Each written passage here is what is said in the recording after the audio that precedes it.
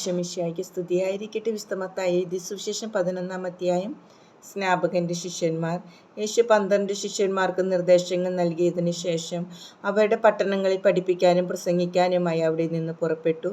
യോഹന്നാൻ കാരാഗൃഹത്തിൽ വെച്ച് ക്രിസ്തുവിൻ്റെ പ്രവർത്തനങ്ങളെക്കുറിച്ച് കേട്ട് ശിഷ്യന്മാരെ അയച്ച് അവനോട് ചോദിച്ചു, വരാനിരിക്കുന്നവൻ നീ തന്നെയോ, അതോ ഞങ്ങൾ മറ്റൊരുവനെ പ്രതീക്ഷിക്കണമോ? യേശു പറഞ്ഞു, നിങ്ങൾ കേൾക്കുന്നതും കാണുന്നതും പോയി യോഹന്നാനെ അറിയിക്കുക. അന്ധന്മാർ കാഴ്ച പ്രാപിക്കുന്നു, മുടന്തന്മാർ നടക്കുന്നു, കുഷ്ഠരോഗികൾ ശുദ്ധരാക്കപ്പെടുന്നു, ബധിരർ കേൾക്കുന്നു, മരിച്ചവർ ഉയർപ്പിക്കപ്പെടുന്നു, ദരിദ്രരോട് സുവിശേഷം പ്രസംഗിക്കപ്പെടുന്നു. എന്നിൽ ഇടർച്ച തോന്നാത്തവൻ ഭാഗ്യവാൻ. സ്നാപകനെക്കുറിച്ച് സാക്ഷ്യം.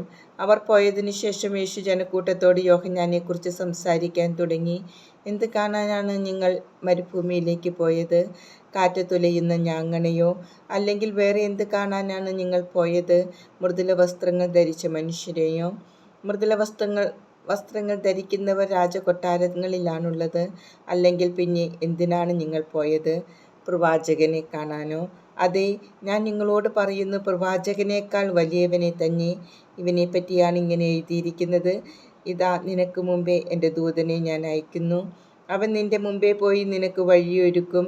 സത്യമായി ഞാൻ നിങ്ങളോട് പറയുന്നു, സ്ത്രീകളിൽ നിന്ന് ജനിച്ചവരിൽ സ്നാപക യോഹന്നാനേക്കാൾ വലിയവനില്ല. എങ്കിലും സ്വർഗരാജ്യത്തിലെ ഏറ്റവും ചെറിയവൻ അവനേക്കാൾ വലിയവനാണ്.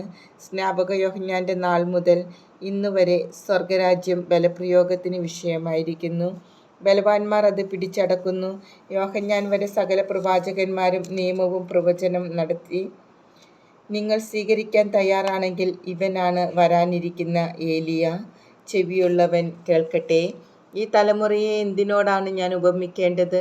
ചന്തസ്ഥലത്തിരുന്ന് കൂട്ടുകാരെ വിളിച്ച്, ഞങ്ങൾ നിങ്ങൾക്ക് വേണ്ടി കുഴലൂതി, എങ്കിലും നിങ്ങൾ നൃത്തം ചെയ്തില്ല. ഞങ്ങൾ വിലാപഗാനം ആലപിച്ചു, എങ്കിലും നിങ്ങൾ വിലപിച്ചില്ല എന്ന് പറയുന്ന കുട്ടികൾക്ക് സമാനമാണ് ഈ തലമുറ. യോഹന്നാൻ ഭക്ഷിക്കാത്തവനും പാനം ചെയ്യാത്തവനുമായി വന്നു. അവൻ പിശാച് ബാധിതനാണെന്ന് അപ്പോൾ അവർ പറയുന്നു. മനുഷ്യപുത്രൻ ഭക്ഷിക്കുന്നവനും പാനം ചെയ്യുന്നവനുമായി വന്നു. അപ്പോൾ അവർ പറയുന്നു, ഇതാ ഭോജനപ്രിയനും വീഞ്ഞുകുടിയനും ചുങ്കക്കാരോടും പാപികളുടെയും സ്നേഹിതനുമായ മനുഷ്യൻ. എങ്കിലും ജ്ഞാനം അതിൻ്റെ പ്രവൃത്തികളാൽ നീതീകരിക്കപ്പെട്ടിരിക്കുന്നു. അനുദപിക്കാത്ത നഗരങ്ങൾ.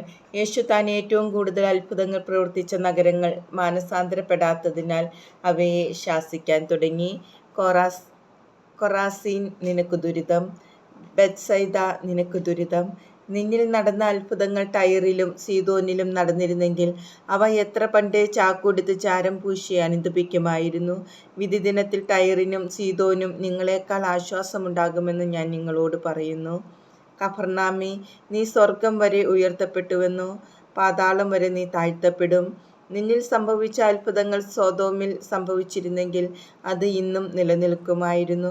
ഞാൻ നിന്നോട് പറയുന്നു, വിധി ദിനത്തിൽ സൊദോമിൻ്റെ സ്ഥിതി നിന്റേതിനേക്കാൾ സഹനീയമായിരിക്കും.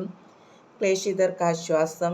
യേശു ഉദ്ഘോഷിച്ചു, സ്വർഗത്തിൻ്റെയും ഭൂമിയുടെയും നാഥനായ പിതാവേ, നീ കാര്യങ്ങൾ ബുദ്ധിമാന്മാരിലും വിവേകികളിലും നിന്ന് മറച്ച് ശിശുക്കൾക്ക് വെളിപ്പെടുത്തിയതിനാൽ ഞാൻ നിന്നെ സ്തുതിക്കുന്നു.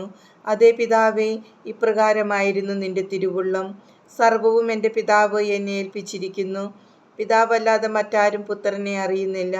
പുത്രനും പുത്രൻ ആർക്ക് വെളിപ്പെടുത്തി കൊടുക്കാൻ മനസ്സാകുന്നുവോ അവനുമല്ലാതെ മറ്റാരും പിതാവിനെയും അറിയുന്നില്ല. അധ്വാനിക്കുന്നവരും ഭാരം വഹിക്കുന്നവരുമായ നിങ്ങളെല്ലാവരും എൻ്റെ അടുക്കൽ വരുവിൻ, ഞാൻ നിങ്ങളെ ആശ്വസിപ്പിക്കാം. ഞാൻ ശാന്തശീലനും വിനീത ഹൃദയനുമാകയാൽ എൻ്റെ നുകം വഹിക്കുകയും എന്നിൽ നിന്ന് പഠിക്കുകയും ചെയ്യുവിൻ. അപ്പോൾ നിങ്ങൾക്ക് ആശ്വാസം ലഭിക്കും. എന്തെന്നാൽ എൻ്റെ നുകം വഹിക്കാൻ എളുപ്പമുള്ളതും ചുമട് ഭാരം കുറഞ്ഞതുമാണ്.